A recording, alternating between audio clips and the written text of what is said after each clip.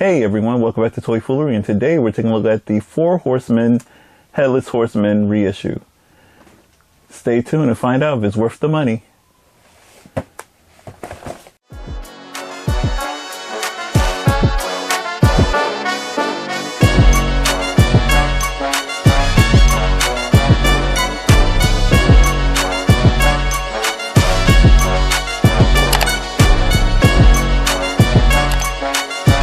Hey everyone, welcome back to Toy Foolery, and today we're taking a look at the Horseman Headless Horseman. This is the reissue, not the original one. I ordered it the second I saw it. I missed out on the first set. Am I mad that I missed the first set? Not really. I haven't been collecting any of the other Four Horsemen figures, so this is my first one, and it's a hell of a figure. Let's find out if it's worth the money.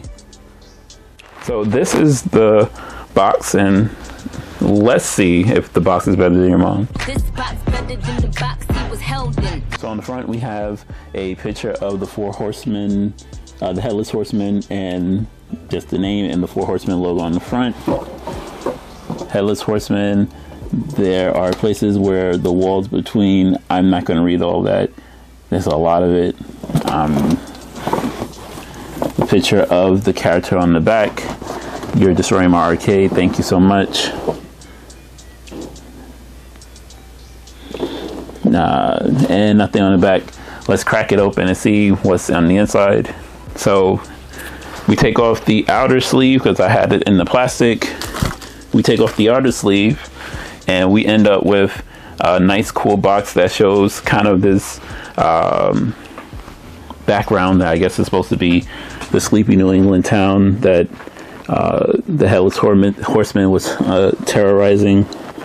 We see the horse, Headless Horseman with 2 heads. Then that's the outside of the box.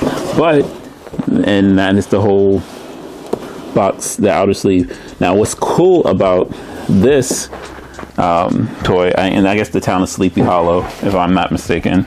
Cool about the outer box is that the outer box was kind of and we're putting it inside the box. If you look inside the box, the front sleeve, and it's not a full sleeve, but the front sleeve, and I believe it's a little bit magnetic, I have to double check, but this piece kind of fits into and makes a kind of diorama, and this actually makes the thing way better than your mom's box. This is super cool. This is so that for people like me who are going to take photos with it, you have something to do with it. This is do something with the box. This is awesome use of your box space. Good job to Four Horsemen. I might want to start collecting more of them, because if this is just what they do with the Four Horsemen, hopefully they do that with their other boxes, because this is really cool. Definitely boxes better than your mom's. Let's crack open the toy and see. What's in the box? So we get the Headless Horseman, his horse, and a cool bunch of accessories to go along with these two amazing figures. Yes, I'm cheating. I'm letting you know they're dope. So what we get is a replaceable mane for the horse. So when he's running, you can give the illusion that his hair is blowing in the wind. We get a sword for the Headless Horseman. Do we have a sheath for the Horseman? Sword for the Headless Horseman. Cool. A soft good cape, which I always appreciate. Alternate head.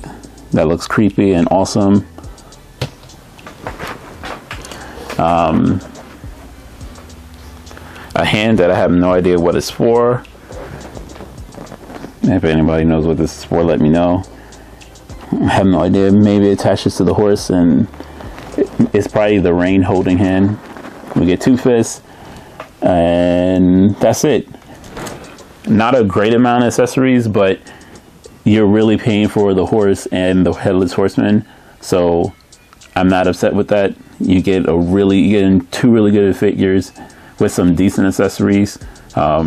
This is basically accessories that you would expect to come with the figure itself, and the horse is an additional accessory, but really cool match of accessories for this thing.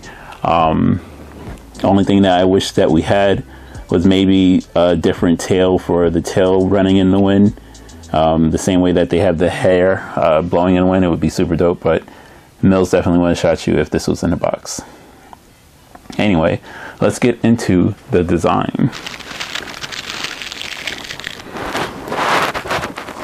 So, as you can see, we have the Headless Horseman, and then if you look at his the jack-o'-lantern's head, some really good pink detail on the head, a little smudges there, but that's fine. But in general, this is really good deco. I'm wondering if in a black light those would shine a little bit better, maybe the green in his face, but really good design and good texture in the mouth, so that it has this ghastly greenish glow. Say that 3 times fast, and kind of gives it the appeal that you're looking for a haunted, demonic thing.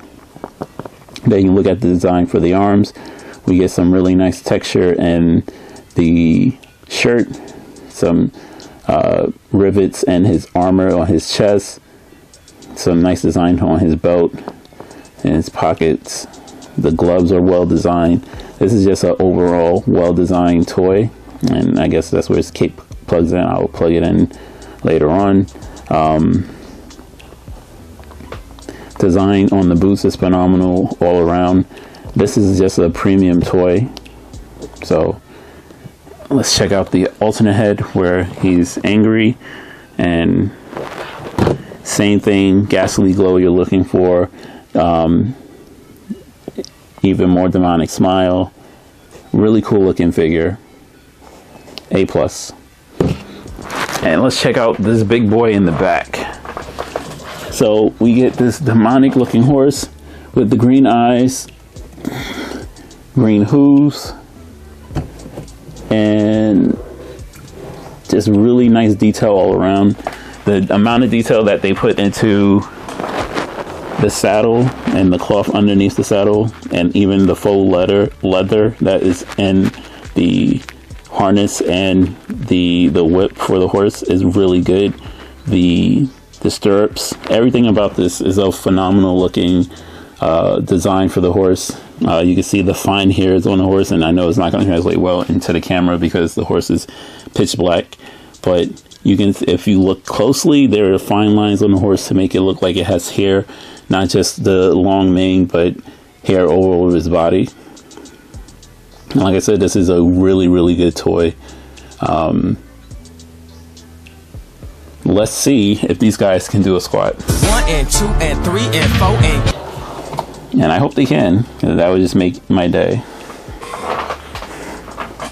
So let's check out the horse first. And the horse has articulation in its leg, not a lot, and I don't want to force it. Oh, it does. It should give me some more range than what I'm getting, and I don't want to fight it because it's an expensive toy, and if it broke, I would be angry. We get some bend right here in the front part of the legs. We get some in his knee. We have some in the lower leg for the hoof to give you a little bit of motion. You can see the hinge there. Same thing in the hind legs. Straighten you out. Same thing in the hind legs. You have motion in 3 spots: upper leg, middle leg, and the lower hoof. This leg, even though the front legs do not have motion higher than that, this leg also has motion here with ratcheted, so you can get a more running pose. The tail does move up and down, so he can poop, head. The neck doesn't give me as much range, and it could be that it's been sitting in a cold warehouse forever, but neck doesn't give me as much range as I would like. A little bit left and right. That's it. The face moves a little bit. I wish it could be a little bit more straight, but once again, this is the accessory to the Headless Horseman.